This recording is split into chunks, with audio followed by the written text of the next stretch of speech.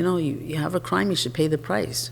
And you mentioned also that you had like a woman with a knife? Yeah, someone came in with a knife, but I guided her outside, She was probably drunk or stoned or high, and I just guided her outside of the restaurant. Yeah.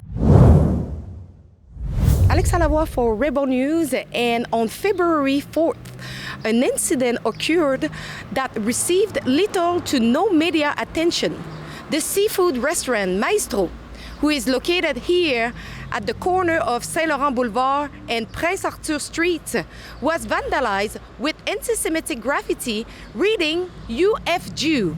Eileen Polensky, who has owned and operated the establishment for 34 years, says this is the first time she has ever been targeted in such way. I contacted the SPVM to obtain an update on the case. Montreal police confirmed that a hate crime investigation was opened following the incident. However, due to a lack of evidence, the file has since been closed. The SPVM says the incident will nonetheless be recorded in official hate crime statistics. But the thing is, on this street, on Saint-Laurent Boulevard, there is signs mentioning that this area is under video surveillance, but it seems like none of the camera was working. This comes amid a broader surge in anti-Semitic incidents across Canada since the Hamas attacks in Israel on October 7, 2023, and more recently following the U.S.-Israeli operation in Iran targeting the Islamic Republic's regime. Just this morning, March 3rd, reports emerged that a synagogue in Toronto was shot at overnight. We are here to speak with Eileen about what happened that day and why she takes the decision to close her business after 34 years. Eileen Polensky, you own this beautiful restaurant, seafood restaurant. You're here since 34 years, but recently on February 4th, you were the victim of an anti-Semitic crime. Can you a little bit explain what happened? So yeah, I opened my restaurant like normal. I was here at 4 o'clock earlier, and I see some purple writing on the window, and I went out and looked, and there, behold, it was, F and Jew, with a Star of David on the window. How did you feel? Well, I mean, you feel like, how does someone do this? Nobody deserves that. To be called a bad name like that, So I felt really bad, but, that's life, eh? You just go on. I wasn't scared, I wasn't nervous, but I left it there. I wanted people to see that someone could write those hurtful words. Why do you think someone will want to target your business? No idea. No idea. I mean, clients always ask me where am I from, what's my background. A lot of them know that. I have no idea, where that came from. But it's just anti-Semitism, You called the police. How did they react? What did they do to help to find the person? Well, I called the police, made a report, and nothing was really done because the cameras weren't working. So they couldn't retrace the steps of someone coming to the window and writing it. And that's it, and the case was closed, which is unfortunate. Are you surprised? Because there is signs outside saying that this area is under the surveillance of SPVM camera, but now we learned that there were no camera working? Yeah, I'm really surprised, and they really now should be really open to fixing it, because there's a zillion clubs here, and 3 o'clock in the morning is a crazy drunk place to be here, and the cameras should be working, definitely, and they should definitely fix that, so there's a clear picture of anything or mishaps or stuff like that being done.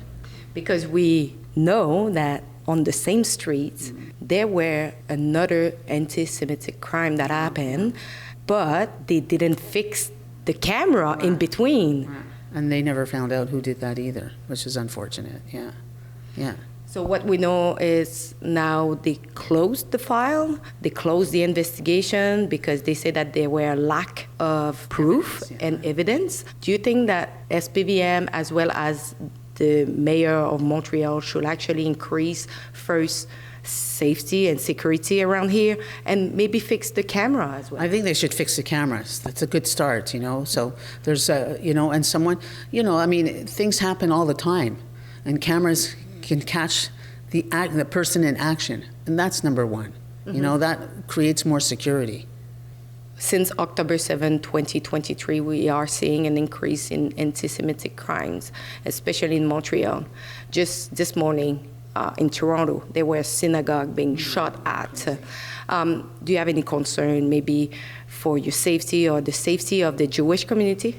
I mean, listen, there's always concern. You know, anti-Semitism has been around for many, many years. It's not something new, especially after, the Hamas and Israeli war. But I'm fairly tough, and I don't look behind my shoulder. But there are some people that are scared, and they're scared to go out now, and they're scared to even wear a Jewish star around their neck. No. We are seeing, politicians are always saying, oh, this is bad, we denounce anti-Semitism, but we don't see clear action taken by them to protect the community. What do you think of this? Well, maybe this will be a start of a plan, of all of us getting together, the other business, myself, and maybe starting a plan of action to help people, to protect us. And you mentioned that you actually wrote Fantastic Jews, and you mentioned that as soon as you wrote that, someone came and washed that up. Yeah, the next day it was gone. Like I wrote, it's very strange. Do you know if maybe it can be the city? I don't think it was a city because they didn't do a good job washing my windows. And they'd only wash one window. But I have no idea. I came in and it was gone. So you've been here for 34 years. Is it the first time that you are facing anti-Semitism? Yeah, here at Maestro, it's the first time ever, And it's not someone that just didn't like their oysters, But yeah, first time ever something like this has come about. Since there is two anti-Semitic crimes that happen on the same streets, do you think that it might discourage some Jewish businesses to come and just open a business on the street? I would hope not, but you never know what's in the mind of people. Some people can't just face that, but, I would hope not. You mentioned that you're going to close your business, first of all, because you're going to retire, but is it because the neighborhood have changed? Why did you take that decision? Because you look healthy and you look like big, that you can actually continue your business. Of course I can continue, sure, but, the lease is over. I don't see myself, I'm 60, almost 65, I don't see myself doing this for another 10 years. The area for sure changed. It's not as vibrant as it used to be, which is unfortunate, but I think Maestro always brought people to the area. Being around, big clientele, people know, it's an institution, people know to come here, but I don't see myself doing this for another 10 years. We see a lot of business having some trouble to keep their business open. Do you think Montreal should invest more to keep that place as vibrant as it was before? 100%. This is the whole, whole charisma of Montreal, the business and the people and the shopping and especially what happened downtown with the construction going on and on. It hurts. It hurts businesses. People had to keep those things in their mind for so long, traffic and no parking, and that ideology has to be changed, that there is no traffic and there is no cones and there is parking. It would make a better shopping, eating environment. Did you see also a change in the lease price and the cost of maintaining a business? I think it's just still expensive. I think it's expensive as it was, and I'm sure the landlord will raise it for the next person, but, you have to work hard to meet that. You have to work hard. So when is your last day? My last day of service is March 22nd. Then I have dishes to sell. For 3 days I'll be here from 12 to 4 selling dishes, and everybody coming and get their pieces of equipment, the chairs, the tables, you know, the ovens, everything. But the last day of service, the last day we're going to shuck is the 22nd of March. You mentioned that over the time, I don't know if it's in recent time, but you mentioned a lot of different incidents that happen in your business. Can you actually explain a bit? Yeah, like I had a couple of walkouts or runouts. And one table was just sitting actually right here.